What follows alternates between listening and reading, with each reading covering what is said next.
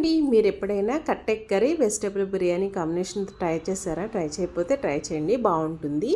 నా స్టైల్లో వెజిటేబుల్ బిర్యానీ ఎలా చేస్తాను చూపిస్తారండి. నేను కుక్కర్లో చేసేస్తా సింపుల్గా. కొంచెం గీ తీసుకుని బిర్యానీ దినుసులు అన్నీ వేసుకుని నా దగ్గర ఉన్న వెజిటేబుల్స్ అన్నీ కట్ చేసి వేసుకుని అవి ఫ్రై అయిన తర్వాత పుదీనా కొత్తిమీర కూడా వేసుకుని కొంచెం గరం మసాలా వేసుకుని మొత్తం ఫ్రై అయిన తర్వాత బాస్మతి రైసే వేసానండి. బాస్మతి రైస్ గ్లాస్కి 1.5 గ్లాస్ వాటర్ వేస్తాను. సాల్ట్ సరి చూసుకుని కుక్కర్ పెట్టి 2 విజిల్స్ వస్తే చక్కగా వెజిటేబుల్ బిర్యానీ రెడీ అయిపోతుంది.